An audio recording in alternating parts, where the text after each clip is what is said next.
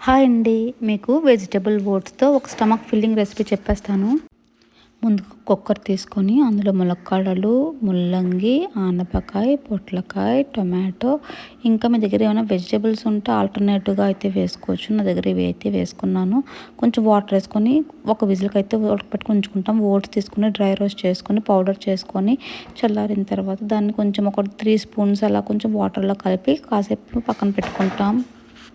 ఇప్పుడు కడాయి తీసుకొని అందులో ఒక 2 గ్లాసెస్ వాటర్ వేసుకొని కలిపి ఉంచుకున్న ఓట్స్ పౌడర్ వాటర్లో ఉంటుంది కదండి, అదైతే వేసుకొని కొంచెం మరిగిన తర్వాత అల్లం, వెల్లుల్లి, పాలకూర అయితే నేను వేసుకొని కొంచెం పసుపు అయితే వేసుకొని సాల్ట్ వాటర్ ముందే వేసేస్తున్నాను.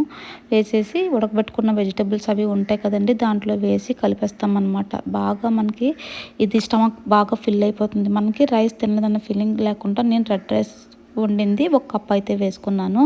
నెక్స్ట్ ఏంటంటే ఇప్పుడు కడాయి తీసుకొని లవంగా, దాల్చిన చెక్క, అనాస పువ్వు, ఎండుమిర్చి గ్రైండ్ చేసుకొని అది నేతిలో వేయించి దీంట్లో కలిపేసాను అనమాట. ఈ ఫ్లేవర్ పట్టి చాలా బాగుంటుంది. లాస్ట్లో లెమన్ వేసుకొని సర్వ్ చేసుకోండి. మీకు చాలా స్టమక్ ఫుల్గా ఉంటుంది. ఫైబర్ అన్నీ అందుతాయండి.